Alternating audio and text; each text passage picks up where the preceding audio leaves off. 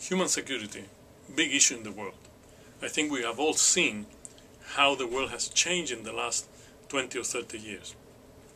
War, conflict, there is more normative stages one has to go through by just flying, going to an airport.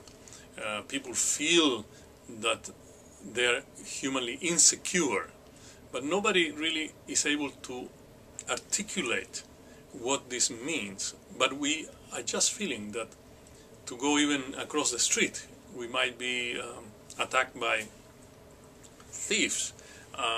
The whole world is in a lot of turmoil now, particularly after September 11, you know, and I believe that this issue of human security is very important because we should address it in a way we don't violate human rights of people. You know, we might be constraining people's freedom or doing other things that go against the grain of our democracy and so on and so forth. The basic fundamental aspect of human security many decades ago was given to the army or the police, you know. Essentially was an issue of how large the police was, how do you defend your country. So the whole debate on world security had to do with the protection of your government, the protection of your nation. But now people are saying, particularly the World Commission on Human Security, you know, that came from Japan. Japan was very instrumental in creating this commission. They're saying, yes, it's important that governments are involved in human security, no doubt about it, but human security is also beyond governments. We need to go up to the community. The community needs to have as a value, in a value system, security. Security needs to be ingrained in it so that we don't destabilize socially or otherwise the fiber, you know, of that society. So human security is being moved, you know, from government top down into bottom up.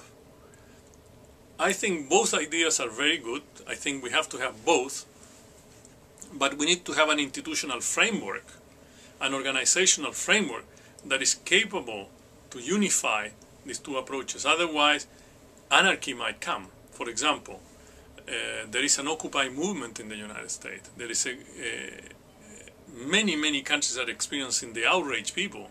The outraged people are in a sense coming bottom up, okay, in reaction to how top down is being affected them. So where do they meet? Where do they get together and resolve the issues that they are raising? It's not clear. Some of them are saying our society is sufficiently advanced so democracy can take care of it. So we'll have elections, we will elect new government. Well, some countries have been able to do that.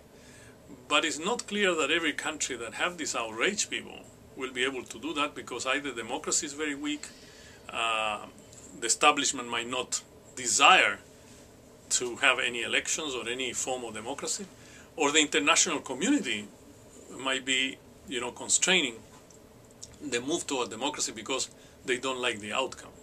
You know, you might have an election as a result of a movement that is looking for more security, but you know, the election might bring the people you don't like. So the question, what are we willing to accept the result of this form of people-based security or not?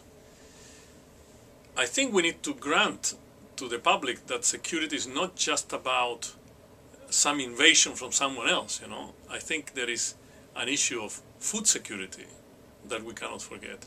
People need to know that tomorrow they can eat.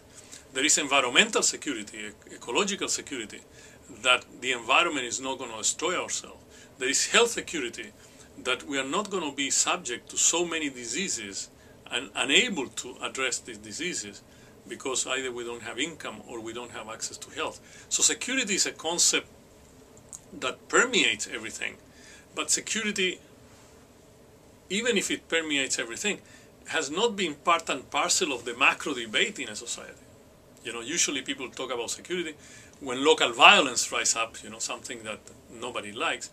But at that point it's too late, because that form of insecurity has been created because some of the people who are violent because their security at their level of income, at their level of poverty, it's practically nil. They don't have food security, they don't have employment security, they don't have environmental security, and so on. A long time ago, the World Bank did a study on voices of the people, of the poor people. So the title was Voices of the Poor. And they asked, what was the most important set of things for you in the list of priorities? And they say, opportunity, security, and empowerment. I think the list was empowerment, security, and opportunity, something like that. And it's essential to listen to the voices of the poor. You know, it's not my voice interpreting the poor. For the poor, security is fundamental, but it goes with empowerment and opportunities. It is impossible to maintain sustainability in security if there are no opportunities, because people have no way to expand, no way to integrate, no way to grow. But also they say, if you want security and opportunity, we need to be empowered. You know, you cannot have a society that is disempowered and be secure. It's impossible. You know, if a population, a shanty town, you know, for example, has no empowerment, you know, there is no way that this will be a secure place. And you will find out that actually it's a source of insecurity because of drug abuse, because of assault, crime, and so on and so forth. So we need to think about security as a dimension of human life, not as an activity. You know, some people think that is more prison space, it's more number of police, or is more judges and so on. No, it's that plus, and the plus is that security permeates every human person in the world. Finally, I think that it is relevant to say here that the approach of either government or community is incomplete. And there will be no security unless there is self-security, unless someone in itself feels comfortable in the societies. That means identity, that means participation, that means respect, that means self-realization. We need to recover our countries, we need to recover our security, and the best way to recover our security is through citizenship. I think we need to have clear signals that we are citizens of some place, and as citizens we have rights and responsibility, but we have rights.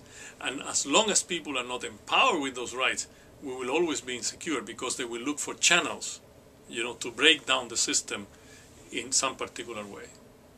So just to sum up, I think top-down was okay, is complemented by bottom-up, but now we need to wrap up around security, citizenship, which give the essence for the expression and the enlargement and nurturing of our democracies.